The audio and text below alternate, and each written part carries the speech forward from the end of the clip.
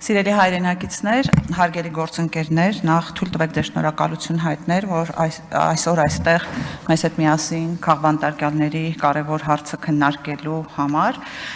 ես կլինեմ շատ հակիրճ հնարավորություն տալով արտահայտվել դահլիճում ներկաներին, որովհետև այստեղ տեսնում եմ մարդկանց, ովքեր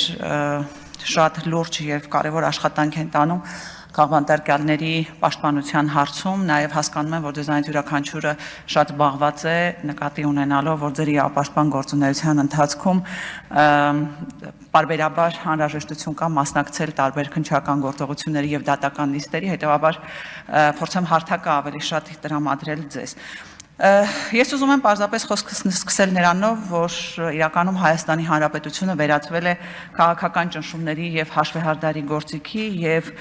այսօր իշխանությունը ծառայում է վախի մթնոլորտի ստեղծմանը եւ իրենց իշխանությունը ամեն գնով պահելու համար իրավական պետության հիմքերի կործանմանը։ Չեն գործում իրավունքի պաշտպանության մեխանիզմները, իսկ քաղաքական եւ քաղաքացիական իրավունքներ եւ երաշխիքներ հռչակող օրենքները դարձել են զուտ հռչակագրային փաստաթղթեր։ Ժողովրդավարության հետընթացի պայմաններում իհարկե ահագնացել են քաղաքական ճնշումները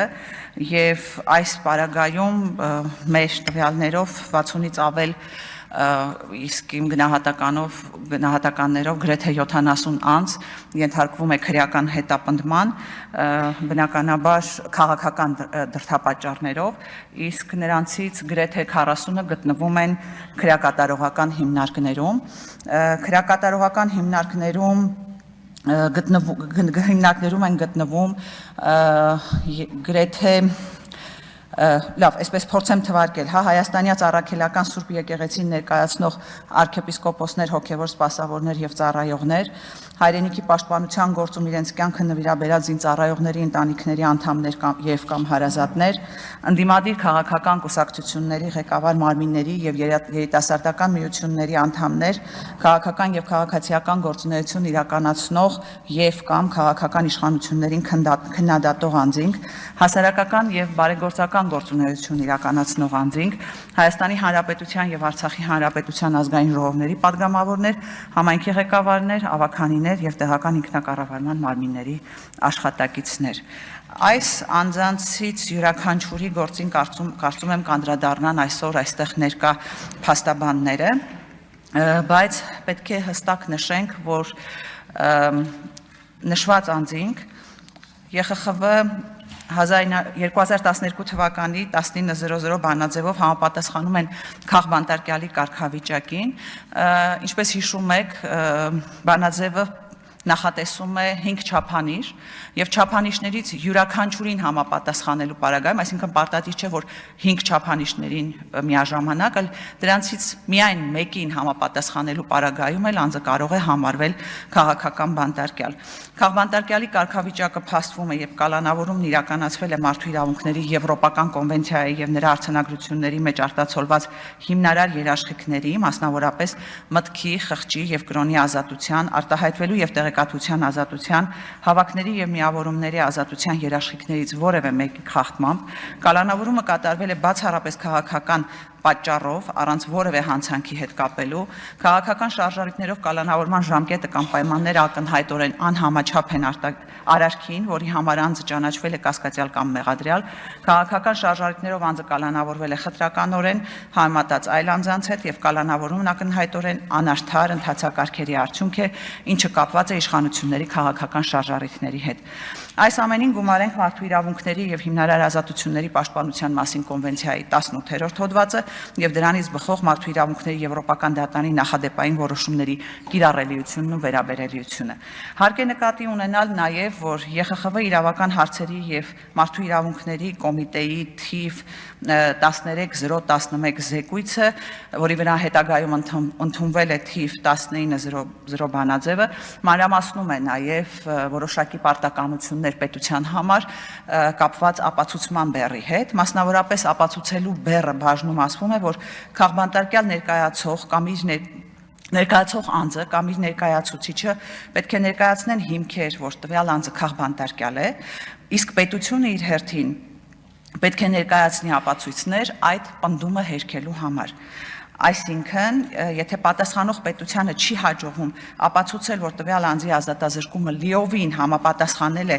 միեք պահանջներին, այնպես ինչպես դրանք մեկնաբանվել են Մարդու իրավունքների եվրոպական դատարանի կողմից, մասնավորապես արդարության, համաչափության եւ խտրականության բացակայության պահանջների առումով, եւ որ ազատազրկումը արդարադատության, արդար գործընթացի արդյունք է, ապա տվյալ անձը պետք է համարվի քաղաքական բանտարկյալ։ Մի դրույթ էլ ուզում եմ անպայման այդ զեկույցից նշել, խոսքը վերաբերում է նրան, որ քաղաքական բանտարկյալ ճանաչված անձը պարտադիր չէ, որ լինի անմեղ, գործի քաղաքական բաղադրիչը կարող է դրսևորվել օրինակ օրենքի ընտրովի կիրառման մեջ կամ չափազանց խիստ պատժի կիրառման մեջ համեմատած նույնատիպ հանցագործություն կատարած, բայց քաղաքական նախապատմություն չունեցող անձանց հետ կամ վերջապես անարդար դատավարության մեջ, որը այնուամենայնիվ կարող է հանգեցնել մեղավոր անձի դատապարտմանը։ Ես իհարկե սիրով կանդրադառնայի գործերից յուրաքանչյուրին, որովհետև իմ նշած չափանիշները իմ կողմից մատնանշած 40 բանտարկյալների պարագայում կիրառելի են, բայց ուզում եմ քաղբանտարկյալներից անդրադառնալ միայն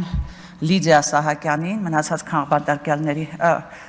Մանթաշյանին, ներողություն, Լիդիա Մանթաշյանին, մնացած քաղբանտարկյալների հետ կապված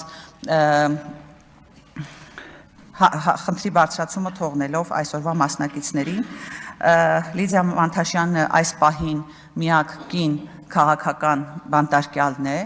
եւ ընդամենը օրեր առաջ դատարանը հերթական անգամ 3 ամսով երկարաձգեց Լիդիայի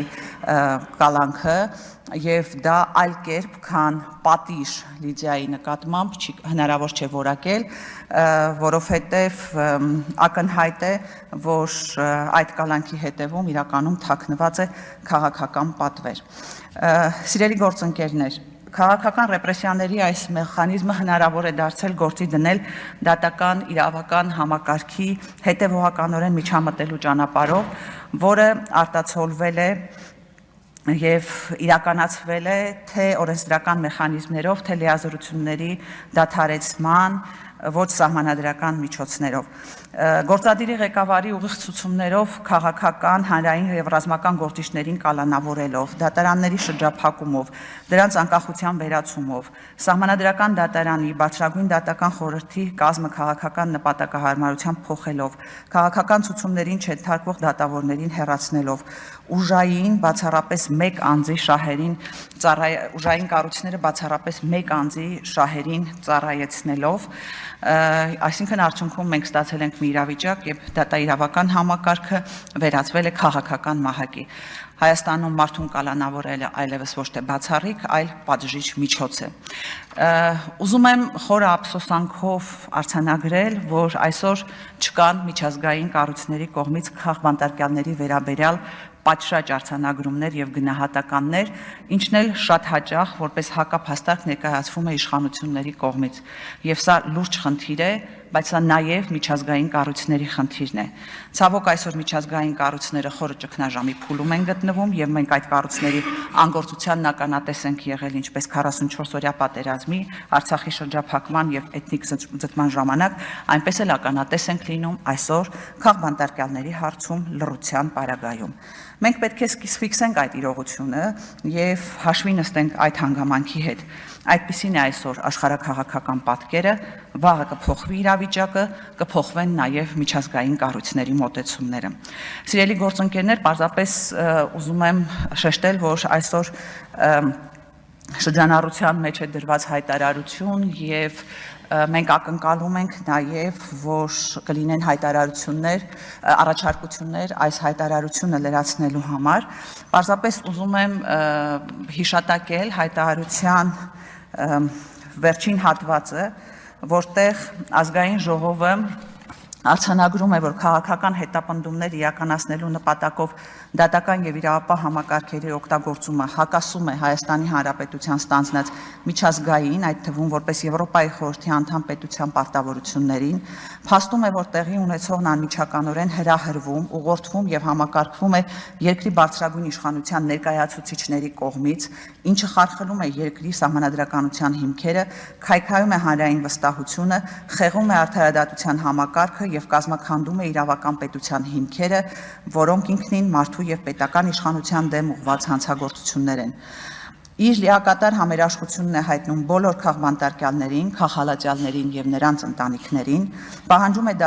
դատարանների անկախության ապահովում, ընդդիմադիր գործիչների նկատմամբ իրականացվող հետապնդումների դադարեցում, բոլոր քաղբանտարկյալների ազատ արձակում, հրավիրում է Եվրոպական միության, Եվրոպայի խորհրդի, ԵԱՀԿ-ի, ՄԱԿ-ի, Մարդու իրավունքների գերագույն հանձնակատարի, միջազգային իրավապաշտպան կազմակերպությունների,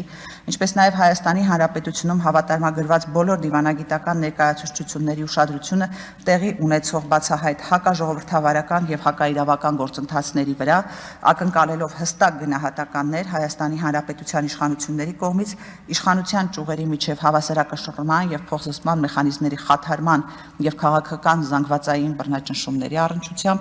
եւ վերահաստատում է Հայաստանի Հանրապետության հանձնառությունը միջազգային չափանիշներին համապատասխան իրականացնել քաղբանտարկյալների իրավունքների եւ ազատությունների պաշտպանություն։